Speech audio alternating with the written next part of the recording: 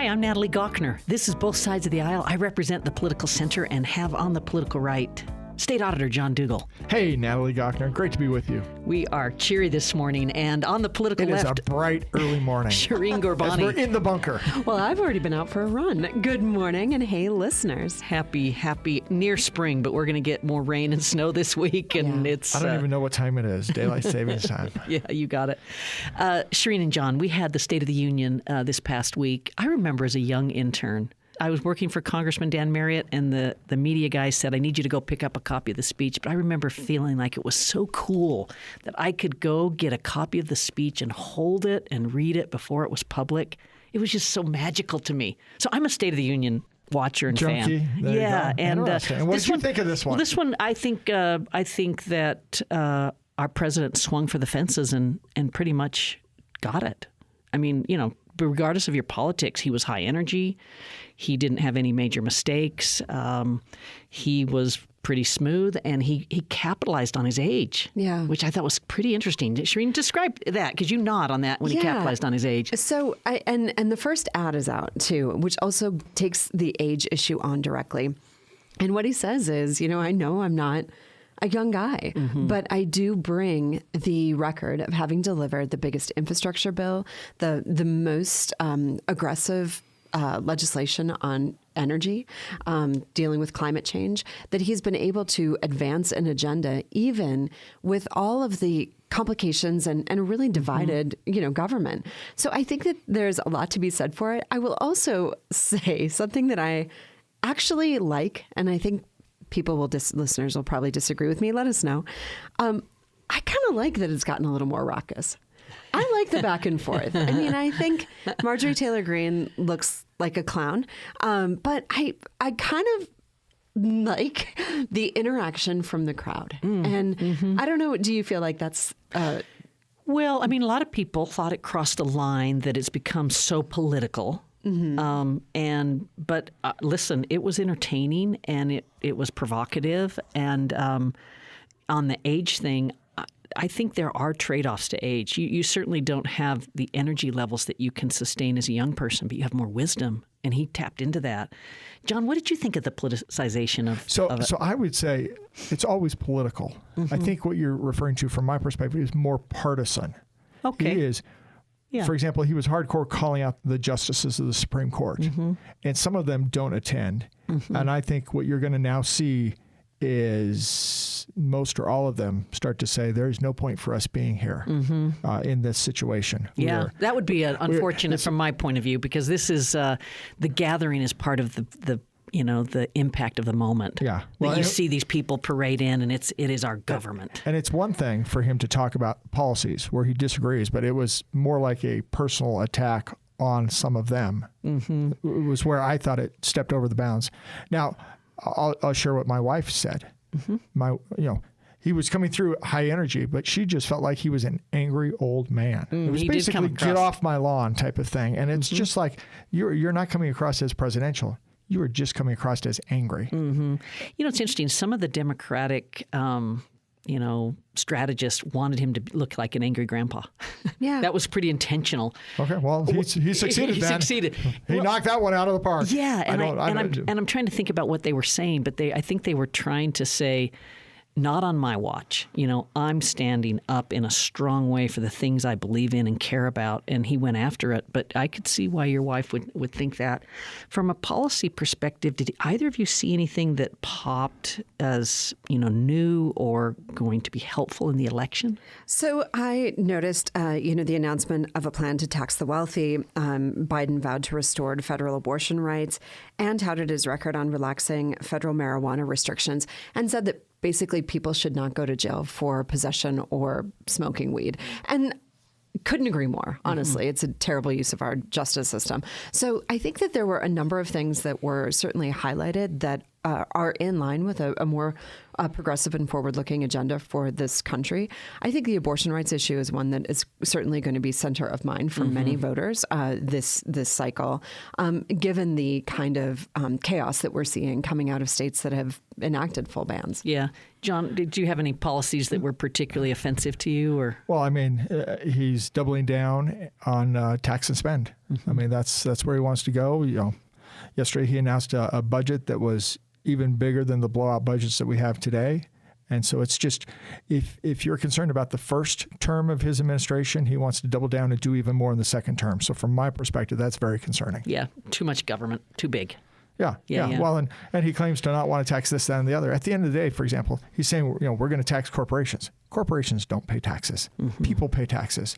They have to push it on to customers, employees, or shareholders at the end of the day. And so it's a way to hide who actually pays the taxes. Do you give him any credit as a president and as a person for being a high character, trustworthy person? No. Okay. No. How about you? Well, that's the reason I ask it, because the dilemma I'm in is, I have trouble with a lot of his policies, but I take his character over the Republican opponent any day of the week. Any day. And so, that puts me in a tricky situation. I'm hearing that No Labels is going to put forward a candidate. Well, I don't love this idea. It'll be a candidate without a label. Yeah, that's right. Yeah. And without a chance of winning, right? So then we're talking about fracturing the vote in which it really matters where this individual comes from, what kinds of voters they appeal to. But again, we're talking about an election that's going to come down to a handful of states. And in those states, somewhere between 100,000 and 10,000 votes. So who is that person that they would advance? It's a ridiculous idea to me. Totally get why it is alarming to you, frustrating, dangerous. I will say that if our former governor John Huntsman were on the ballot, man, I would love that. So but that's where my vote would go. But I don't know if you saw the announcement from MasterCard. Yeah, he's the new president, chairman. Vice chairman. Yeah. Yeah. John, let's go to you on the Republican minority response. So this is Senator Katie Britt from Alabama. Yeah, no, I thought she did a good job. I mean, she was articulate and conveyed a compelling message. I'll share one of my wife's concerns, though, is why did they put the missus in the kitchen?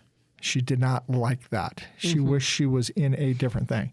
Now, I looked at it as this compare and contrast, a more homey kind of environment to convey the message of everyday American families are struggling and they're around their kitchen table. That's where things happen. Yeah. That's where things happen, and they're concerned about that.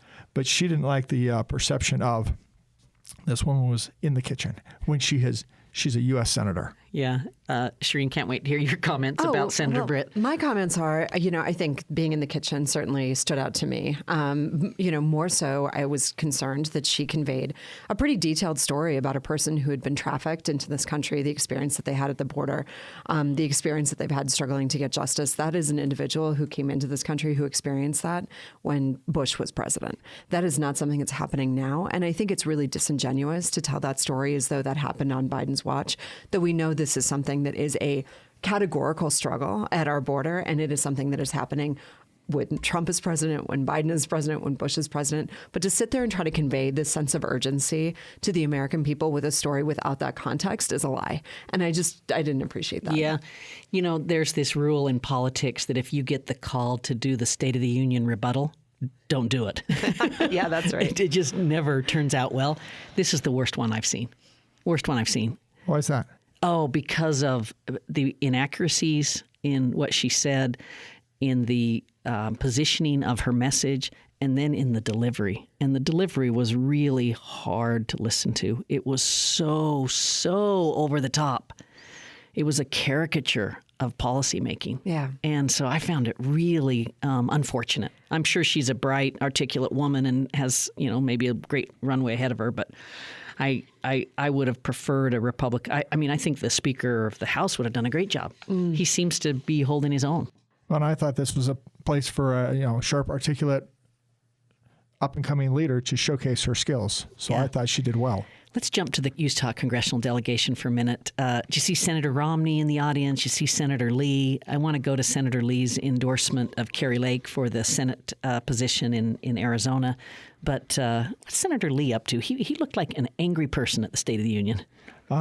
He was tweeting quite a bit. Was he? Expressing his concerns about the liberal, the progressive Biden agenda. Did he live tweet during the... Yeah. Interesting, because it did look like he was looking at his phone a bit. Yeah, no, he was live tweeting throughout it, and he was disgusted with what he was hearing. Yeah, well, so on that, I just want to go back to his endorsement of Kari Lake. Kari Lake is running in Arizona, and she's really trying to, I think, shed the fact that she has been really unhinged these last few years, including election denialism, really extreme right-wing politics. Is she trying to rewrite her history? Yes, she is trying to rewrite her history, and I wouldn't be surprised if Senator Lee's going to help her do that. Mend fences and build bridges again. But what's happening in that state is that Senator Sinema has said that she will not run again.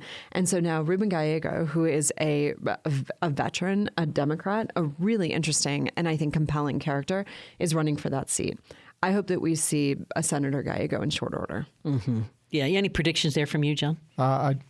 Not right now. Yeah. You know, this goes to what is the mix and who controls the Senate and stuff. So, and what kind of agenda. I would rather have a more conservative, a limited government agenda. Yeah. So we'll have to see. Even if it means electing an election denier. We're past that election. We're focusing on where the future is going. And so democracy can fall apart any time, John, I guess. No. So the question is, how is she going to govern in the future? Okay. Okay. And if she wants to rejuvenate herself and focus on the future and how to limit the overreach of the federal government, great. Hey, in our next segment, we're going to talk about the border a little bit and Governor Cox, Natalie Gochnour with Shireen Ghorbani and John Dougal. Stay tuned, everyone. Shireen Ghorbani on the left. John Dougal on the right. Natalie Gochnour in the political center, and this is both sides of the aisle. Let's talk about Governor Cox for a minute and his interaction with our Homeland Security Secretary who's been impeached in the House. Am I getting this right? Yeah. Alejandro Mayorkas.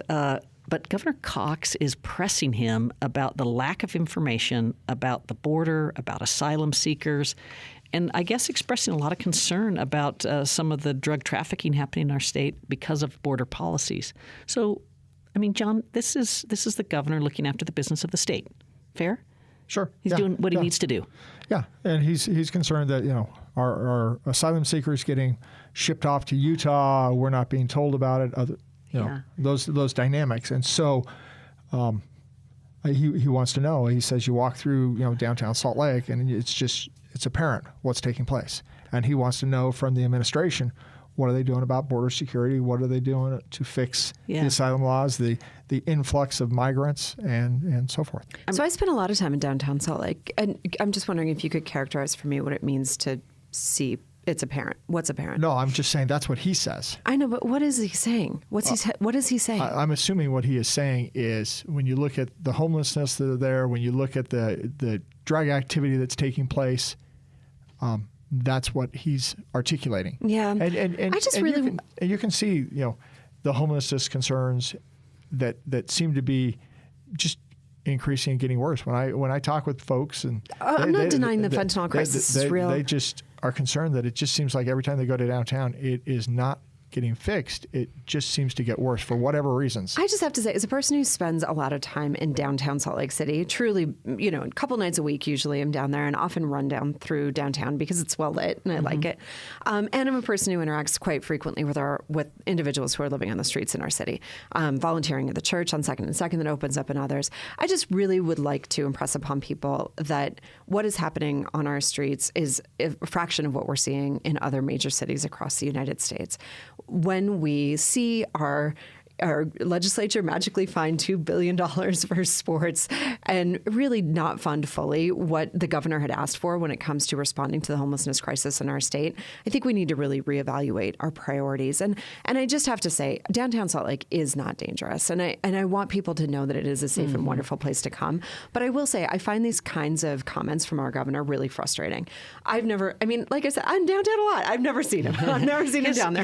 His direct quote is, you can literally walk through downtown Salt Lake City and see the impacts. Now, Shireen, this is the way I want to think of it, and this is why I asked the question of you, John, is these are real issues at what point do they go from real issues to being performative politics? We've crossed that line. It's an interesting line, though, Yes, it right? is. Because I want to defend Governor Cox for looking after what needs to be looked after in terms of the safety of our, populace and the concerns about drugs coming into our state.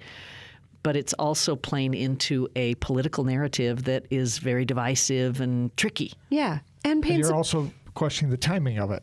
Yeah. Anyway, I think that I'm glad he's talking to the Homeland Security Secretary. I'm glad he's asking for more information. I do think he's mischaracterizing downtown Salt Lake City. Yeah, I do too. And I feel strongly about it. It's my city. All right. Hey, I want to ask you guys about energy. We said last week we'd talk about energy. It was a big energy session for the Utah legislature. If I can just set this up by saying that Utah's, in economic terms, not every state's an energy state. It's a gift to have energy resources. And Utah's pretty special because we have fossil fuels, we have geothermal, we have wind, we have solar, we have salt hydrogen storage, we have critical minerals. Yeah. I mean, this is important to our state. The other thing I would say is that And we're we have facing... lots of space. Yeah, and I would say we're facing lots of challenges. First time in 40 years, we were a net importer of energy. So that didn't sit well with a lot of the state decision makers. We don't want to be dependent on the outside. We Yeah. fear blackouts, things like that.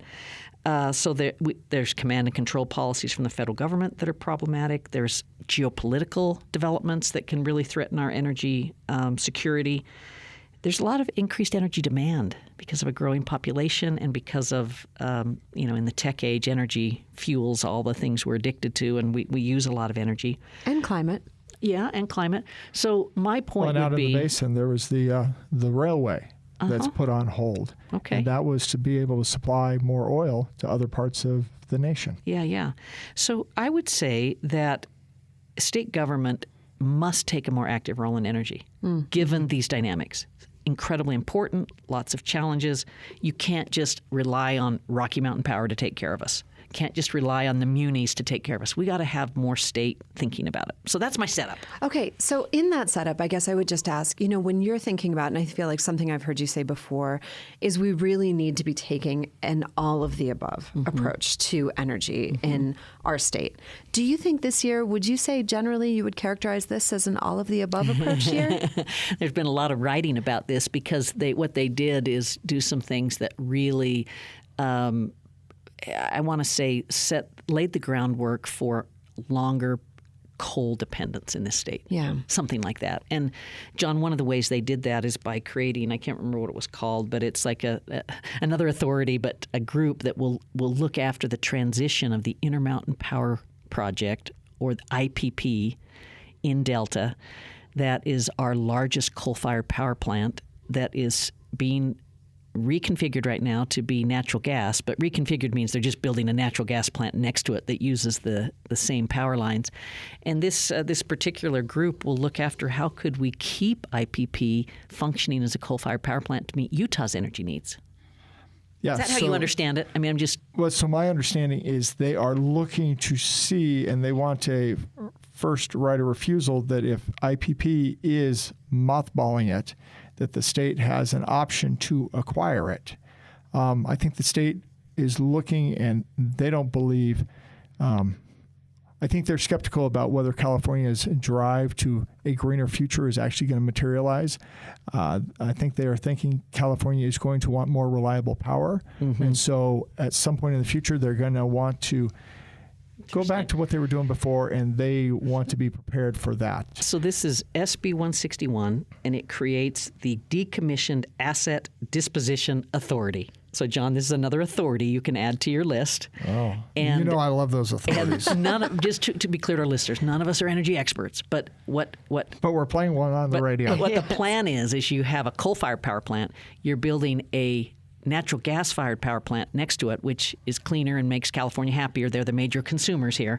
And then they're going to convert it to hydrogen. 95% of what the power that IPP produces goes to California. Yeah, so it's a California issue, but it goes from coal to natural gas to hydrogen. That's the plan. But the idea is that you'll have a coal-fired power plant that has the potential to be decommissioned. And the state's saying, hey, we've got coal, we got energy needs. Why are we decommissioning this? Yes. Well, and there's also a real serious argument for the workers out there. The transition from the coal-fired plant to natural gas is going to be a significant reduction in workforce. And don't forget coal miners. Coal miners. That are in adjacent counties. Completely, Yeah. yes. So there is a larger ecosystem of workers that is significantly impacted by this.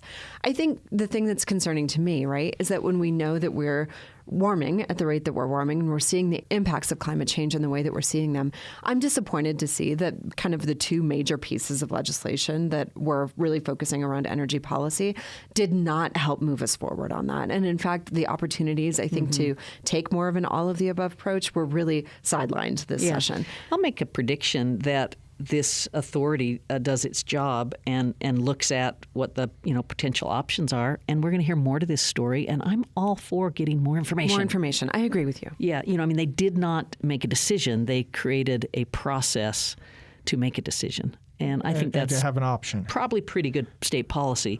But I also will say that there's no question that this is going to be an active area, meaning there's the costs of renewables are falling, and the climate challenges facing our world and our country are increasing, and so there's some decisions that are going to have to be made. Well, and one of the key things, and the folks in the energy sector will talk about dispatchable power. This is the reliable base load that's always there, and when we talk about renewables, it's the is it working when the wind is blowing or when the sun is shining? How do we have the reliability around the clock? And so that people demand reliable energy. They want affordable energy.